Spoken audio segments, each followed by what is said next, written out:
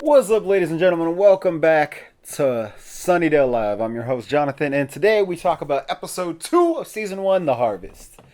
So this episode picks up right where the last one landed, with Buffy in the crypt and Luke on top of her, and you're like, ah, shit, finally we find out what happens. Because, again, last episode ended on a cliffhanger. Cliffhangers always drive you insane. And then it's the cross that Angel gave Buffy that she's wearing. It hurts Luke, he falls back, and then she runs out. She saves Willow, saves Xander, and where's Jesse? They escape, they get back to the library, and regroup with Giles. So for the first time, episode 2, very beginning, we see all of the Scoobies, the core Scoobies, together for the first time. And it's kind of great. You don't know that that's the core group yet. You don't really understand any of this yet, but it is rewatching the core groups together for the first time right there as we learn the lore. We learn about the old ones, we learn about how vampires were created, we learn about all these different things, and it's fun, it's enlightening. It's like, it's a lot of exposition, but it's done in a way that doesn't feel too talky, even though it's just a talking scene. It does it very well.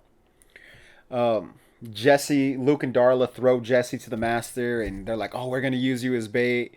We kind of established, the vampires know that she might be a slayer. They suspect it. And so it's a lot of okay, there's these two groups, and the Scoobies, even though they're not called the Scoobies yet, and the master and his men. And the Scoobies are trying to figure out, well, where did Luke come from? How did he get in there? Where did they go? Where are they keeping Jesse? Because the harvest, they know about the harvest, so they're like, maybe Jesse's still alive. And I do love that early on, episode 2, the beginning of episode 2 no less, they established that Buffy's not just the brawn. It's not going to be Giles and Willow figuring everything out and Buffy just point Buffy where you want her to fight. But she's smart, she's good at reasoning, she understands tactics, because she's the one that figures out where Luke came from. She figures all that out. And I think that's important to establish that Buffy's actually pretty smart. She's pretty quick on her feet. Because a lot of times you have the lead, the hero, just be kind of muscle and not really be intelligent. And I do like that they make her smart. They make her quick. One thing that this episode does that I'm kind of a little annoyed by is they make Angel kind of a coward. He tries to warn Buffy off of helping Jesse. During the ending scene with the bronze, he doesn't want to go in there. He's like, oh, she did it, and he's just surprised. He's very weak in this episode, which I'm glad as the season goes on and the show goes on, they move away from. But he really doesn't want to get his hands dirty, which I guess does kind of make sense, because once you start to explore Angel's background a little more, he did spend a lot of time just kind of hiding away from humanity, not really doing anything. It's really Buffy that inspires him to do things. So I guess it kind of makes sense, but it is just kind of like, man, Xander's out there doing shit. Why don't you do something? I do love, though, that when Buffy figures out where they're going, she's like, I'm going to go help them. And she shuts it down. Xander wants to help. She shuts it down real quick. She's like, no, I'm the Slayer. I'm the destined one. I'm the one that has to take the risk. It's too dangerous for you guys. She draws a line in the sand real quick and establishes, I do the dangerous stuff, you guys can do the research, but that's as far as this goes. And that's very much how it's portrayed as what the Slayer is supposed to do. The Watcher does the research, the Slayer slays. Giles even said, I'm not going to go fight, that's not my job, that's not what I'm here for. And so it seems very much like Xander and Willow are supposed to help that. And so then Buffy goes off to go find Jesse. I do love that Principal Flutie comes and once again is trying to stop her from leave, because it's like on the last episode where he was very much over the top friendly and trying too hard to be relatable. He's doing that this time, but he's also putting his foot down. Like, you can't just leave. You can't just walk out of campus. That's not allowed. That's not okay. And he locks the gate. And then Buffy jumps over the gate like it's nothing. Like, where is this strength come from? We never see, for the rest of the show, we never see this level of strength from Buffy again, where she can clear a fence that high in one jump. And then later on in this same episode, when her and Xander are in the sewers and they're trying to close the door to protect them, she needs Xander to help her close it. So it is odd how her strength isn't even consistent in the first episode, in the same episode. But the important thing in this one is when she gets into the sewers and Xander comes to help her. And that moment changes everything. Because we talked about on the movie episode, I never bought that Merrick thought Buffy was special, that Merrick thought Buffy was different. It never really made sense. But on the show, they established early how Buffy's different, and it's her friends. It's that she doesn't do all this stuff by herself. Maybe she's supposed to, but she doesn't. She has a support group. She has a network. She has other people there. And that all kind of gets solidified when Xander just shows up and he's like, I'm going with you. I'm not, you can't send me back. I'm not doing this. Jesse's my friend. And I'm going to be there with you when we do this to save him. And that's, I think, one of the most important scenes in the entire show because it changes the dynamic. Moving forward, Buffy has a team. Yeah, sometimes she goes off and does stuff by herself. But she's not like every other Slayer. In this moment right here, and it's something small, it's Xander going, I want to help try to save my friend, literally changes everything. And there's something about that I think is kind of cool. Like it's interesting.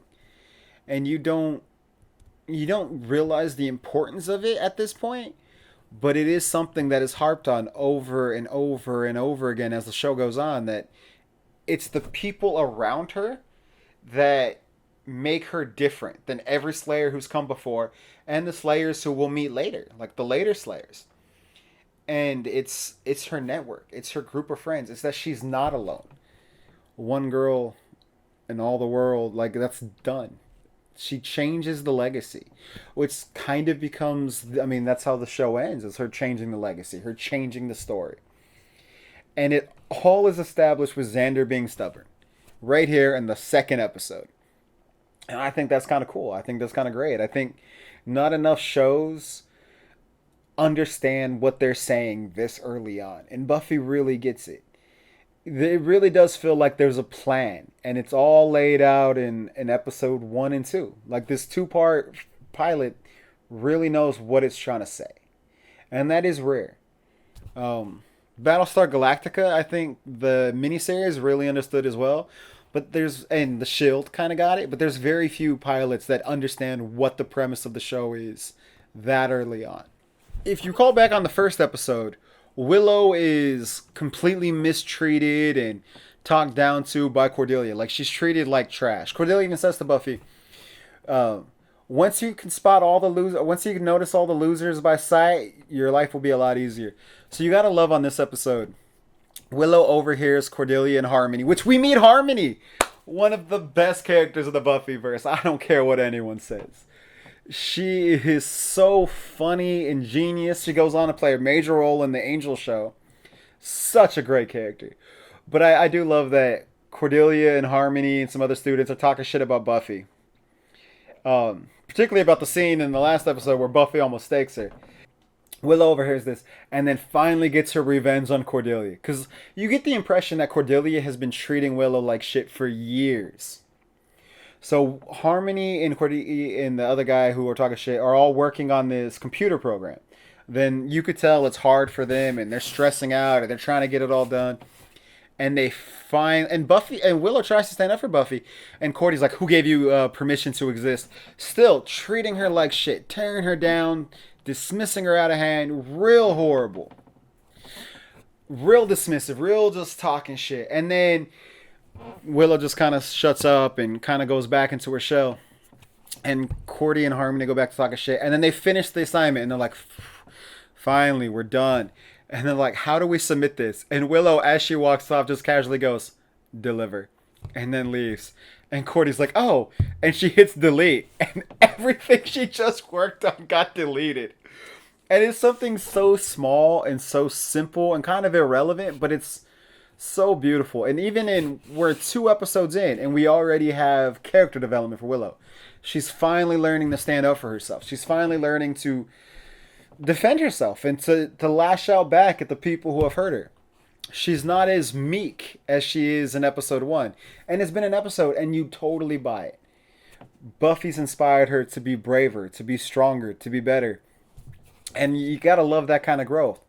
Um, Willow, over the course of the series, grows a lot. She changes a lot.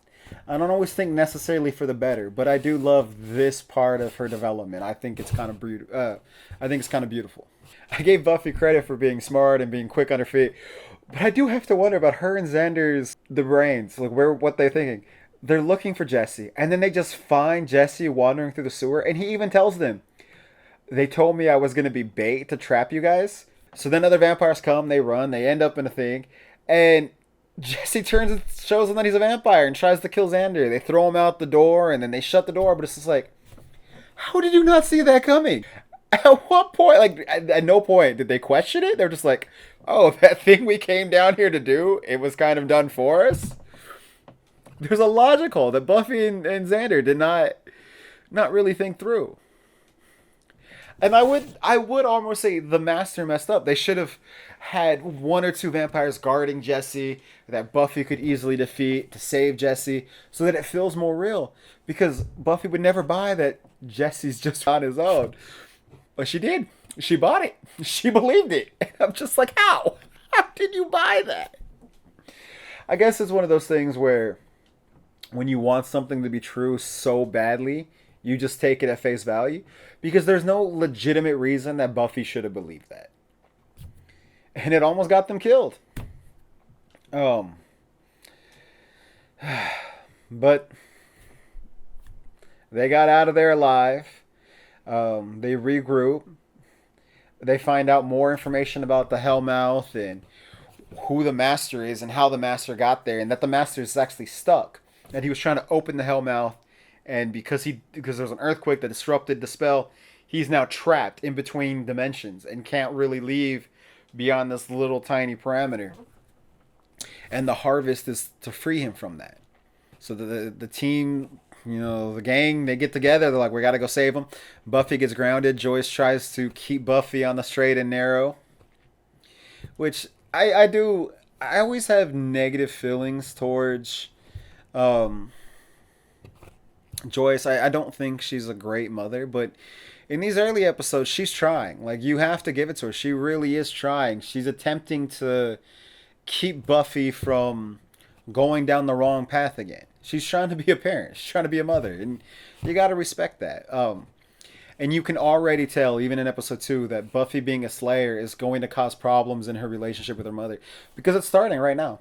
Her mother grounds her because she's been skipping school, but she was skipping school to try to save Jesse. And Buffy sneaks out of the house to go and, try to save the town.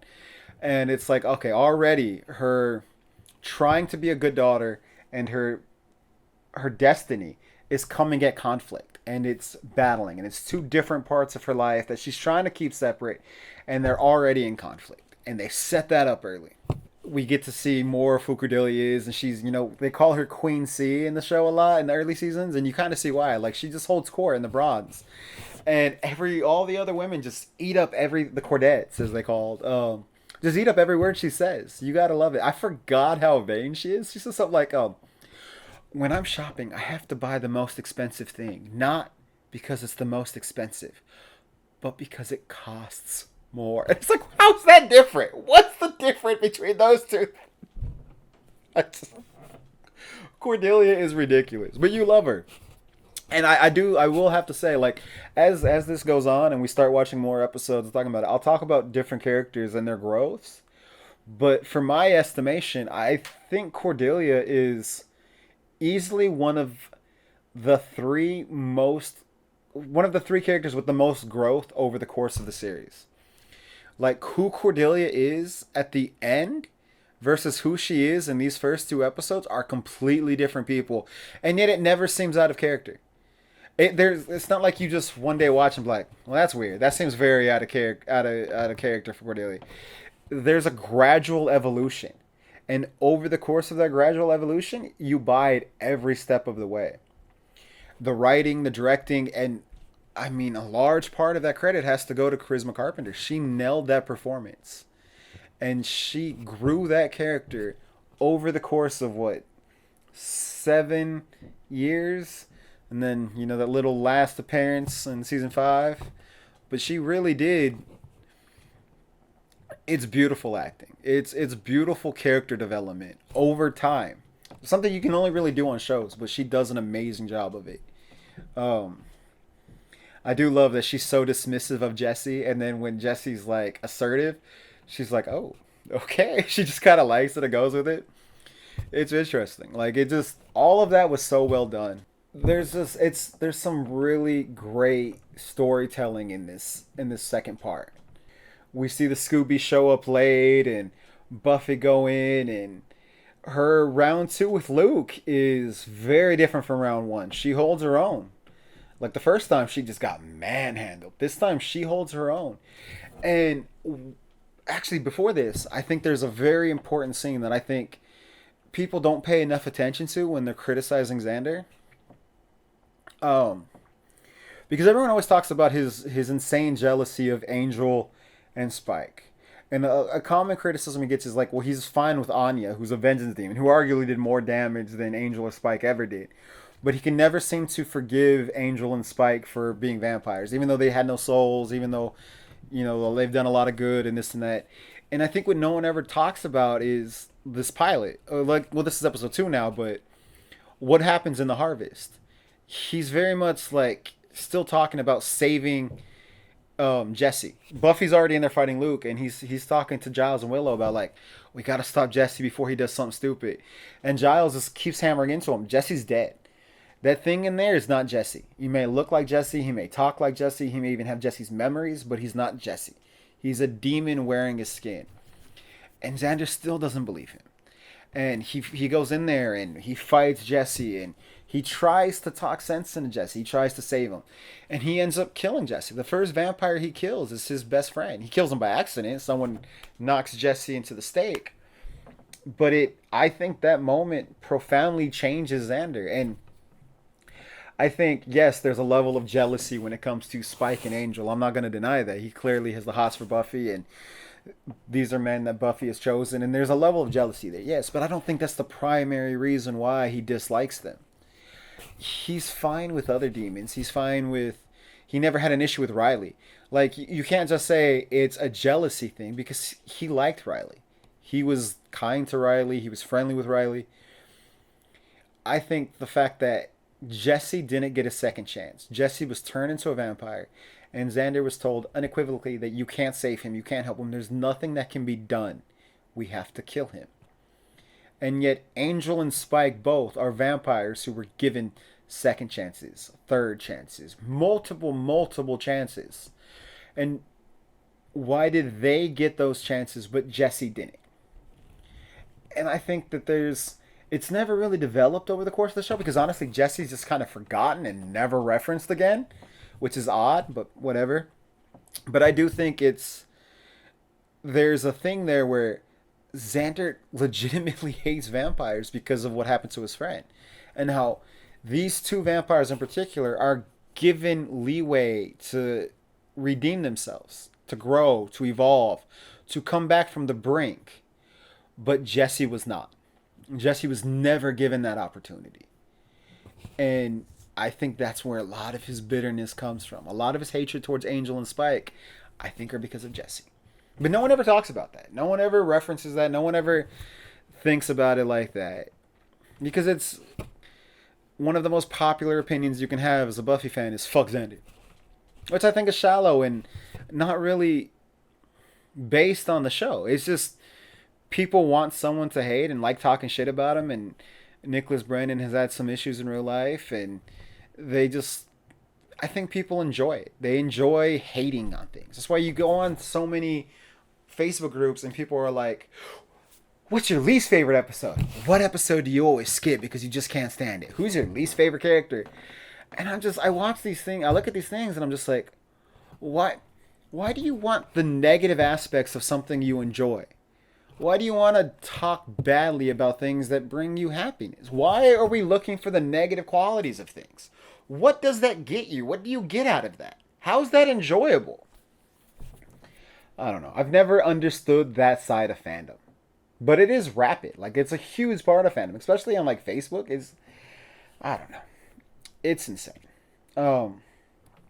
But Buffy finally beats Luke. Getting back to the story, she outsmarts him. She's like, "You forgot about sunrise," and throws it, and it breaks, and Luke freaks out, and she's like, "It's in a couple hours, dumbass," and then she kills him from behind. And it's like, I love that Buffy isn't above like intelligence, using her brains to win. If Braun isn't going to get it done, she outthinks her competitors, and I love that. I think that's one of the things that makes her such a great character, such an endearing character, and such a leader. Like, Giles could very easily be the leader of the Scoobies. He's older, he's wiser. It's his job to lead and guide. But he very much plays the role of mentor. Buffy's the leader. She's the main character, not just because the show's named after her, but because she's always the one that takes the lead. She does the things that other people are afraid to do. And there's something beautiful about that. Willow saves Giles from Darla with holy water, which I think's great. The Scoobies get everybody out of there. The Master's plan is foiled and he's still stuck underneath. It really is, it's feel good. The Scoobies did it. They saved the day. Even Angel's surprised. The next day at school, everyone acts like nothing happened. And it's just like, come on. Like, you can't all just pretend that didn't happen. That was pretty intense. They were vampires. They were like killing people on stage by sucking their blood, and no one acknowledges it. They all just cognitive distance themselves from it. But I do love the ending of the episode. Plays on to the ending of the like one of the last lines in the last episode where Giles goes, the Earth is doomed, and then the last episode, the Earth is definitely doomed. So I love that you got that here for the first time. These two episodes, the 2-part series premiere, I think really established why this is one of the greatest shows ever made. In my estimation, the greatest show ever made. And it's easy to see where the love and devotion for the show comes from because it's so beautifully written, incredibly acted. Like the direction is everything about this show. You're sucked in. It's the ending of the second episode, and you know all of these characters. There have been shows I've watched where you're a season in and you're still kind of like, do I really know these characters? Do I have any real affinity towards these characters? But at the end, by the end of the first episode, you feel it. But by the end of the second episode, it's really cemented. You feel for these characters.